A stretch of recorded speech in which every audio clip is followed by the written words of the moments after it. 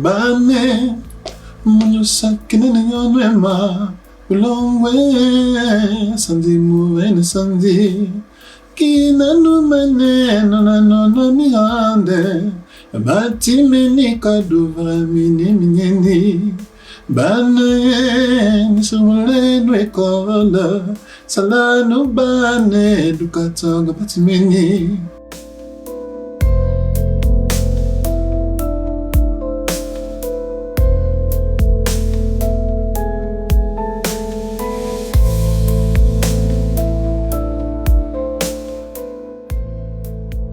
De mon vrai nom, je m'appelle Ngoma Brice Olivier Junior, connu sur le pseudo de Noli Junior ou encore Oliver Ngoma Junior pour certains. Je suis né à Libreville le 23 juillet 1990. Je suis né de l'artiste Oliver Ngoma, ou appelé de son vrai nom et prénom Olivier Ngoma, qui lui était Lumbu, et de Madame Louise Epigondimba, qui elle est Bateke. J'ai fait mes jeunes classes à Libreville, à Jean de la Fontaine, voilà, la maternelle jusqu'au CE1. Ensuite, j'ai fait de mon CM1 au CM2 à Saint-Christophe, je me rappelle bien, oui, à lui. Ensuite, j'ai fait le lycée national Léamba, dans la classe de 6e à 4e. J'ai un peu tourné. Après, j'ai fait les Jean-Jacques Rousseau à lui. J'ai fait les vases d'honneur, c'est-à-dire c'était Jean-Jacques Rousseau, c'est devenu les vases d'honneur. Et ensuite, j'ai fait le forum de répétition à Ouassi, qui est aujourd'hui le lycée privé à Ouassi, la classe de terminale. J'ai fait ma classe de terminale là-bas. Et ensuite, on va dire que ça s'est arrêté là pour moi en terminale. Maintenant, je suis entrepreneur. J'ai un restaurant. Parce qu'on va dire que moi-même, je suis cuistot. C'est une de mes casquettes. J'aime beaucoup la cuisine. Et aussi un snack bar.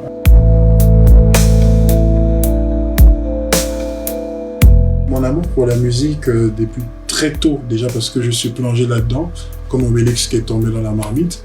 Je suis plongé là-dedans depuis, mais c'est vrai que je n'avais pas tant l'amour de chanteur, c'est-à-dire d'être chanteur. J'étais plutôt le gars qui dansait, parce que à chaque fois que j'écoutais un morceau de Papa, ou parce qu'il y avait Papa et Michael Jackson. Je commençais d'abord à danser beaucoup sur les morceaux de Michael. À chaque fois, avant de partir à l'école, il fallait que je danse, sinon je pleure et je fais la grève, je ne vais pas à l'école. Donc, je dansais beaucoup. J'étais plutôt le danseur. Et après, c'est en grandissant que je me rendais compte aussi que, bon, celui qui est mon père à la maison, c'est un artiste international, beaucoup écouté. Et j'ai zappé le Michael pour danser maintenant tout le temps avec les morceaux de, on va dire Oliver Ngoma. Pour lancer sur les morceaux d'Oliver Ngoma. Chaque matin, je connaissais tous les ballets. Tous les matins, je tapais ça à la douche et toi, avant d'aller à l'école. Mais on va dire que l'amour proprement dit de la musique, ce qui est un peu un regret éternel, c'est que j'ai eu cet amour juste après le départ d'Oliver Ngoma, de Papa. C'est 4 ans après sa disparition que je tiens mon premier micro. Mais là, en tant qu'interprète d'autres musiques, j'interprétais plutôt les musiques oldies américaines, françaises, espagnoles aussi. Et c'est en 2015 que je me dis, mais attends, j'interprète la musique de tout le monde, mais sauf de mon propre père qui est un artiste international. Donc je vais essayer. Et croyez-moi que lorsque j'ai essayé, ça a été un choc pour moi-même. J'ai déposé le micro et je n'ai plus jamais chanté sa musique. Parce que lorsque j'ai essayé de chanter un de ses morceaux, j'avais un bon retour. Et quand j'ai posé la première note, c'est sa voix que j'écoutais. Et pour moi, la disparition, elle était fraîche. Du coup, j'ai pris peur, j'étais vraiment bizarre et tout. J'ai laissé le micro, j'ai fait autre chose.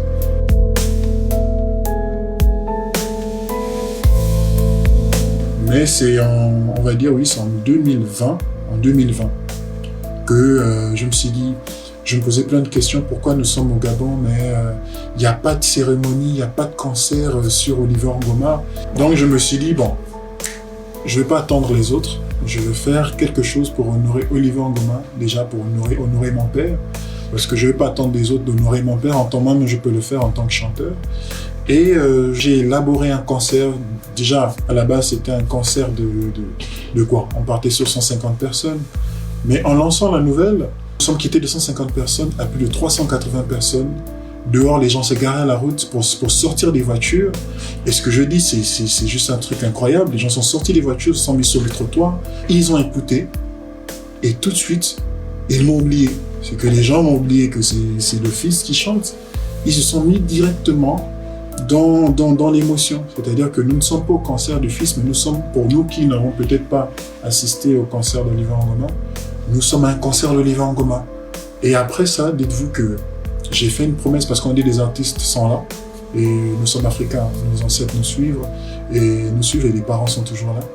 J'ai fait la promesse de dire que à chaque fois que j'aurai l'occasion d'honorer la mémoire d'Oliver Ngoma, je le ferai parce que, pas tant parce que je suis le Fils, mais parce que j'ai réussi quelque chose.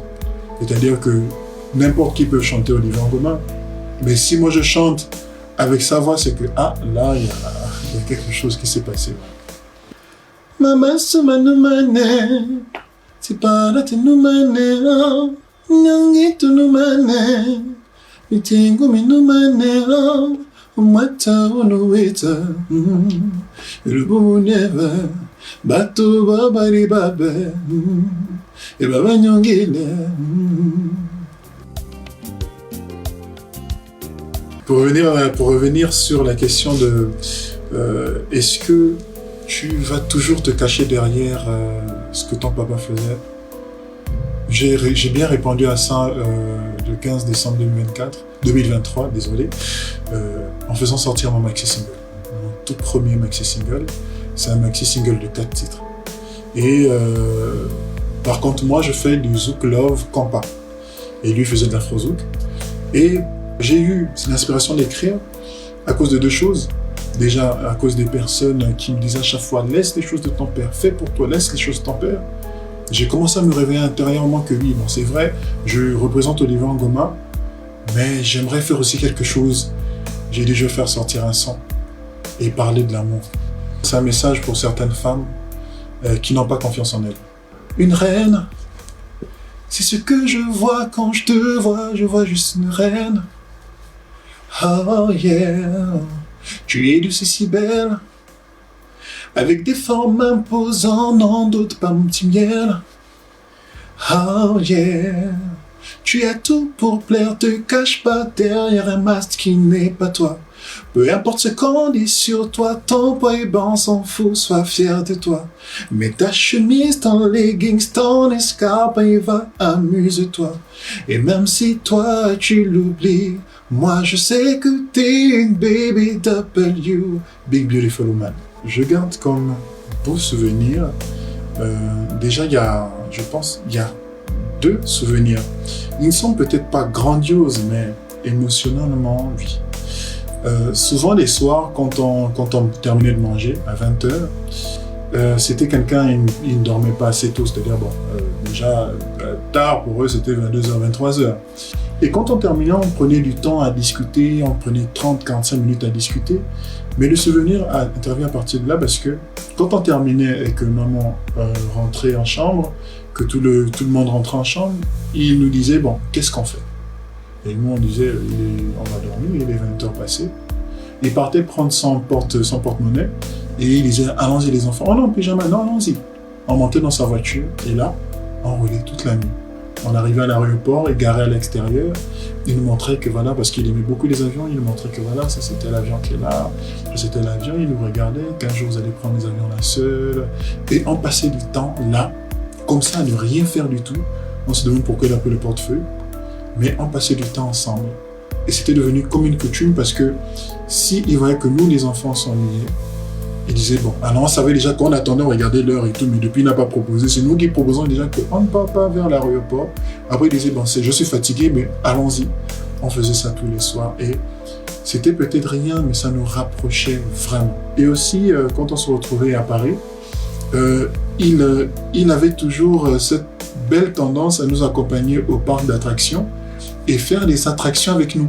C'est-à-dire qu'il ne nous accompagnait pas, juste, mais il faisait des attractions avec nous, des autotamponneuses.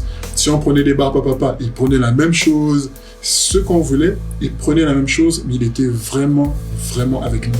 Il faisait tout avec nous. Il rigolait beaucoup et quand il nous accompagnait, on l'appelait le lui de finesse de la maison parce qu'il était tellement taquin. C'est-à-dire que limite, quand on suit un de ces clips ensemble, je regardais, je disais toujours, regarde, moi là, tu joues à l'artiste en disant que les gens pouvaient savoir qui tu es en vérité. Je pense que tu devais faire la comédie. Et ce sont ces souvenirs-là qui me sont vraiment chers.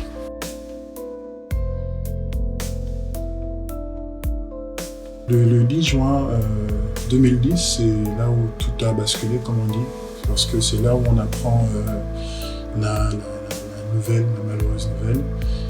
Et comment je l'apprends? C'est parce que déjà la veille, j'étais, on va dire, dans la fête. Hein, parce que ce qui me rend plus triste, parce que c'est vers les dernières semaines, on s'évitait. Du coup, c'était pas consciemment, c'est-à-dire que on ne se voyait presque pas. Ce jour-là, j'étais en soirée. On dit l'intuition ne ment pas. J'étais en soirée et à 5 heures, parce que quand je sortais, oui, c'était jusqu'à 6 h, 7 h. Donc à 5 heures, je disais à un cousin qui était avec moi que j'ai envie de rentrer parce que je me sens pas bien, il faut que je rentre. Même pas en espace de 30 minutes, je vois qu'il descend avec maman et ma grande sœur. Ça a été vraiment triste. Ça a été vraiment triste parce qu'il ne se sentait pas bien.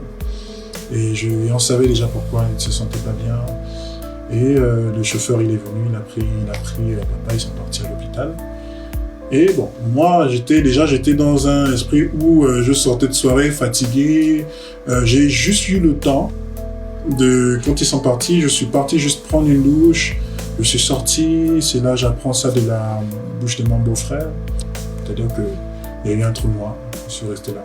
Comme ça, en me disant peut-être que, bon, on connaît comment est la médecine, peut-être il y a eu un truc, on va nous dire après que, voilà, c'était juste, passager et tout. Et j'ai essayé d'appeler encore après pour savoir est-ce que c'est réellement vrai.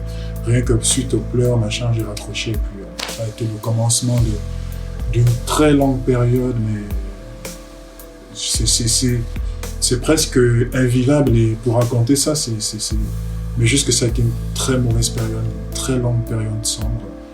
Et puis voilà.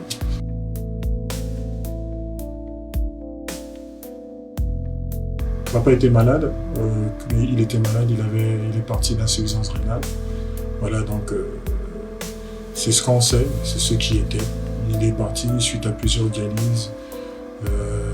Il est parti ça. J'ai perdu mon père. Aujourd'hui, moi-même, je suis père. Ce qui est pour moi, c'est un petit boost énergétique journalier. Je suis père de 5 magnifiques gaillards, Wesley, Alfred, Achou, Pierre, Ngomali Olivier, qui a 5 ans aujourd'hui. Et j'ai David King, le roi David, il a 4 ans. Ce sont mes trésors, on va dire. L'amour sauve et soigne tout. C'est avec l'amour qu'on fait tout. L'amour envers son prochain, sa femme et le reste. Soyez toujours amour, car l'amour sauve. Mami, usamanira wandi. Kandi moto nyotsala mumu. Muri mandi ubango kane. Nisameya nanikasine. Nyine muno zisawo manini minge. Yuvalonga mambani sinzi yao. Muri mami wite ukaunye.